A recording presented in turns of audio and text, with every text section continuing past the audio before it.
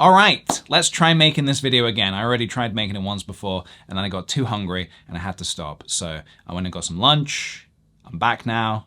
Let's do this. First thing I want to say is that if you're new to this channel for some reason, maybe because of the Stardew Valley VODs, hello and welcome. This is just my dump channel to my main channel, which is Kick the PJ. I make other stuff over there, and this is just when I just will dump anything I want whenever I want, basically. And today, kind of felt like talking. I kind of felt like just putting the camera on and chatting about something I did recently, which I think is very cool, and I want to talk about it. So that's why we're here today. I've got some tea because my brain is all over the place today. I don't feel like I can concentrate for some reason. I'm really struggling to keep a train of thought like on one line. So hopefully I'm not too all over the place with this, but if I am, I'm very sorry. So I'm gonna slurp up and then we'll get going.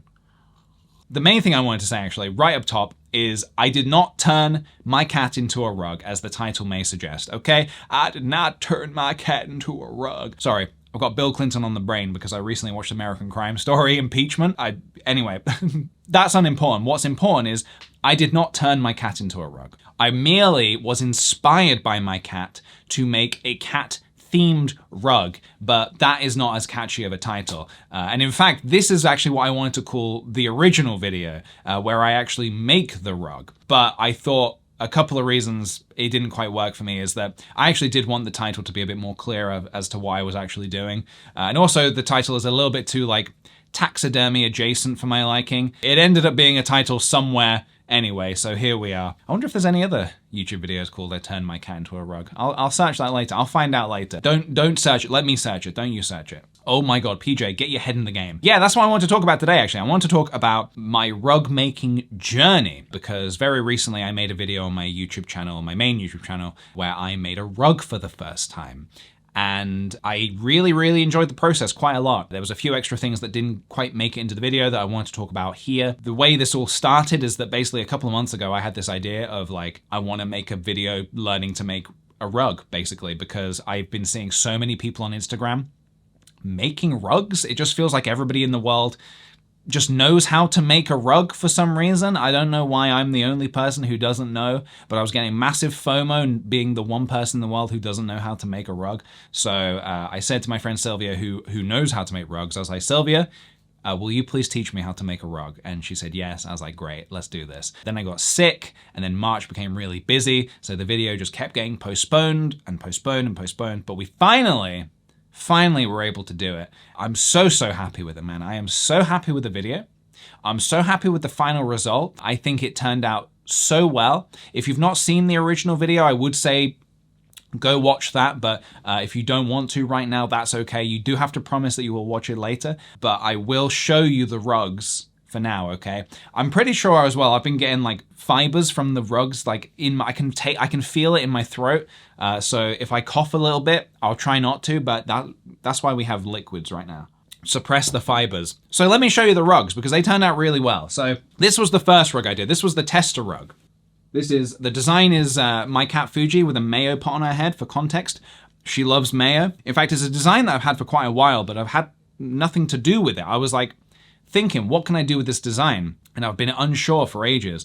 And then when this video came about, I was like, oh, that would be great as a rug. So this was the tester one, and this is like a synthetic yarn. Very colorful, you know, the colors pop really nicely, very vibrant, and it's very soft as well. Very, very soft. And in fact, if this had been like the only one in the video, if I'd made this and only this, I would have still been very proud. But Sylvia was keen for me to make a woolen rug as well. So that was the other one I did.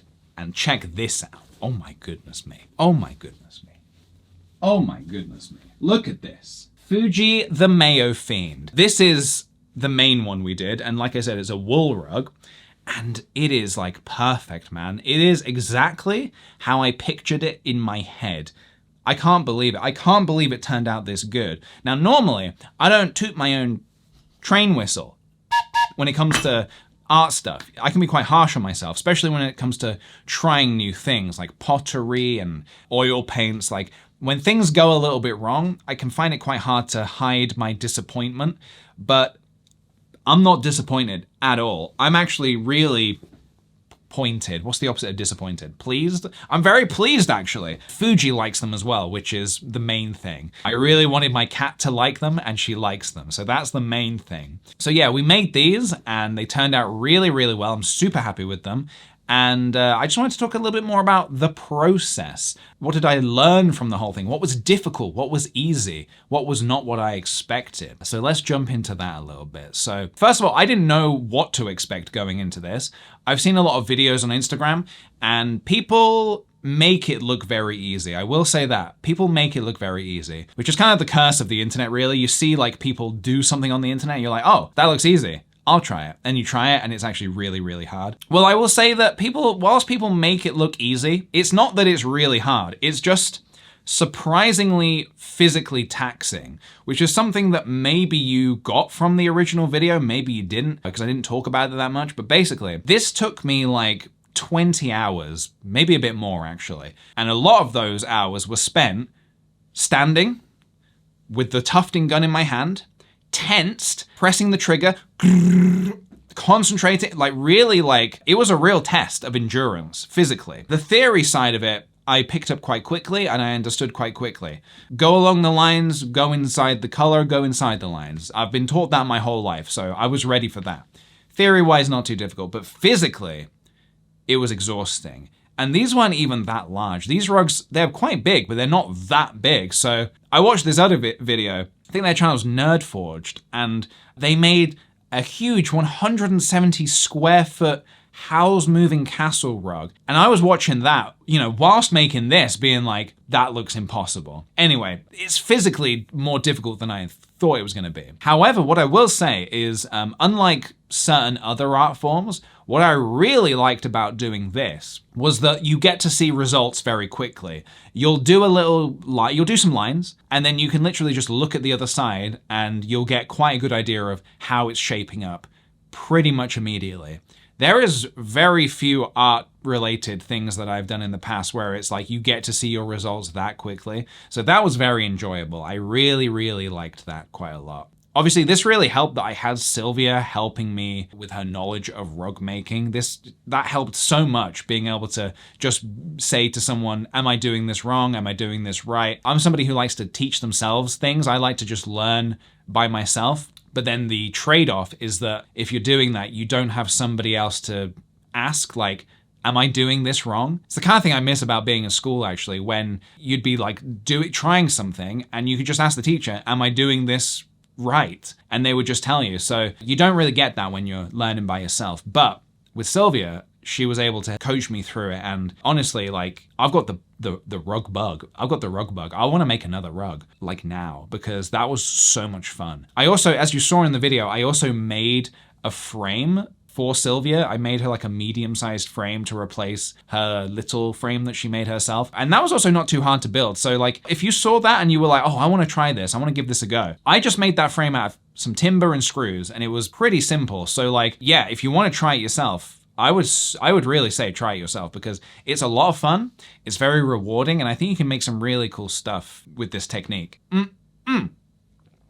The other thing I want to say about this as well is that sometimes you'll watch somebody do something on the internet, and it kind of sometimes gives you the feeling of like, oh, that's great, but I could never do that. I wouldn't be able to do that myself. Whereas what I want to make clear with this is that if I can do this, anybody can do this. I am like nothing special when it comes to this kind of thing. Like, I'm not like classically trained in fine art. I did not go to like a fine art university or anything like that. I did study film, but that doesn't really come to play in any of this. Like, what I'm trying to say is that I'm not like a trained artist in any way. I'm a regular old Joe Schmo. What I really liked is that I was able to pick something like this up so quickly, considering that.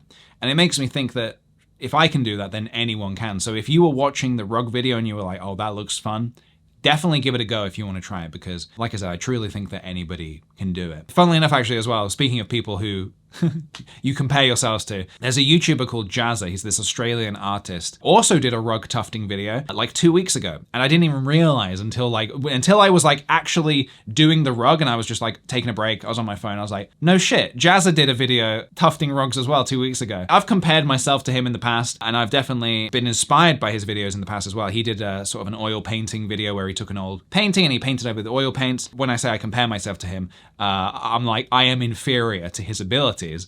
He is just like very capable in every art form. And what was interesting about his video is that he was saying how much he struggled with this. And I found that fascinating because often he's just like, bam, bam, bam, he just does it and gets it right. So it was very interesting to see him say how much that, you know, he struggled with something like this. And that kind of gave me a bit of a confidence boost as well to be like, oh, well, I mean, I'm not struggling that much. Maybe that's a good sign. Maybe that's cool. That's kind of maybe just about everything I want to talk about. I think I've been filming for 13 minutes and 37 seconds.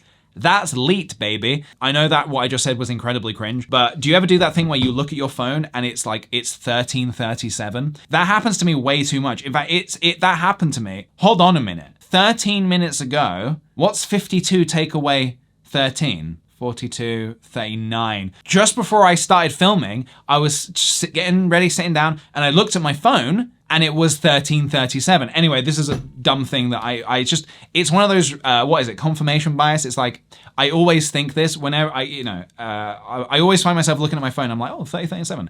For anyone who doesn't know what 13:37 is, it's a dumb internet thing from like way back in the day. Anyway, that's probably it, I think. Thank you for watching. I hope this made sense. I hope you enjoyed watching this. I'll definitely do more little rambly things in the future. Why not? Why ever not? All right, that's it. I don't need to end this in any particular way. Go watch the video. If you've not seen the rug video, go watch the video. I think it turned out really good. So go and check it out. It's on my main channel, youtube.com/PJ. That's right, /PJ. All right, we need to end the video, so rug transition. Woo!